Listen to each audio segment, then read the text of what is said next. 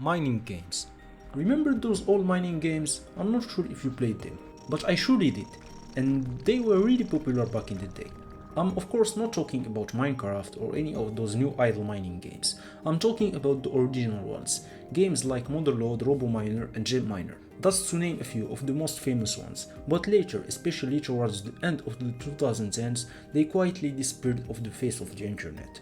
Some of them outright stopped existing, while others kept working with the help of their communities or determined developers.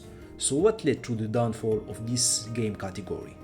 This is what we're going to see in the next part of the video.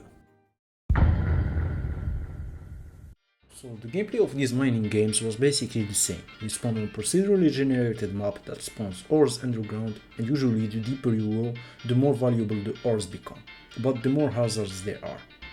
When you go back to the surface, you sell the ores that you found to buy upgrades like increased fuel capacity, more cargo, or even usable items like teleporters, scanners and more. That's all to reach deeper and eventually beat the game.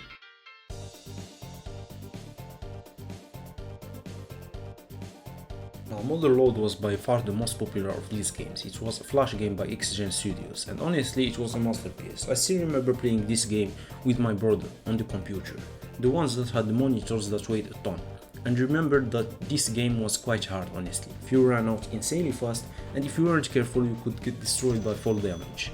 That's without mentioning randomly exploding dirt deeper underground and the chance of earthquakes that could destroy the shaft you built in an instant. But what made Motherload special is it had a story where you are a miner that works on Mars, and your boss is Mr. Natas, tells you stuff is weird here, and other miners keep disappearing. The deeper you go, the stranger things become. Distorted signals from other miners, and earth exploding of course. At one point Mr. Natas calls you to tell you to go back immediately. Now hear me out. Get ready for the most insane plot twist of the century. Mr. Natas is actually Satan inverted, and he is the final boss. You fight him in an epic battle, you beat him, finish the game.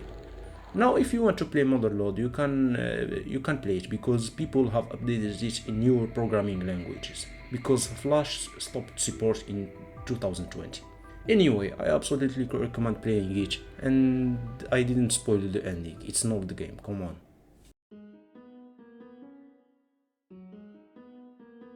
Now gemininer is another mining game, following the same gameplay except you hadn't a final boss.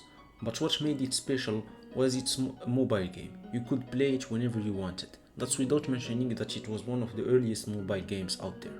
It had two versions, one free and one full, which had all the features unlocked. From my experience of playing the free version, it's not that big of a difference. The game was already very simple. A few things were different from Motherload. The fact that you use ladders and lifts, which you had to buy, not a propeller and fuel, like Motherload of course.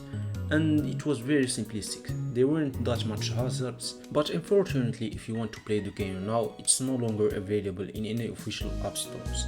The only way I know you can get it is probably by downloading an APK from shady websites. That's if you don't accidentally install malware. But honestly, really good game.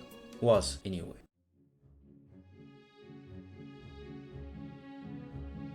Now Robominer is also a mobile game that is also really good in its originality. Very simplistic, but the way it worked was different from the two previous games, where you had a single large map. Robominer spawns you first in a shallow mine, about 50 meters deep.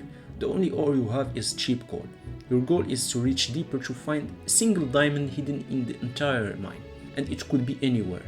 If you found it, you bring it to the surface and move to a deeper mine, with more valuable ores. The next map has always one new ore and a tiny bit of the next map's ore at the deepest point of the map, but gameplay wise still the same cycle. Mine ore, buy upgrades, repeat. That very addictive cycle of course. That reminds me of something. But you know what surprised me the most is that Robominer still receive updates to this day, and the developer of the games even made a few other games. That's what you call real dedication right there. I remember playing this other really good mining game in mobile in my old tablet. It was way better than Motherload in terms of graphics, but I forgot the name, and after hours of searching around I couldn't find anything. So I think this thing is officially lost media now. If you remember it or any hint of it, please tell me in the comments. Now these games were really simple, especially compared to what we have now. With better hardware and more experienced developers, they basically don't stand a chance. I'm not saying it's a bad thing, but of course the simplicity and ruggedness had its own charm. Downloading a game was kind of a tough decision. The storage ran out quickly and the internet bandwidth wasn't good.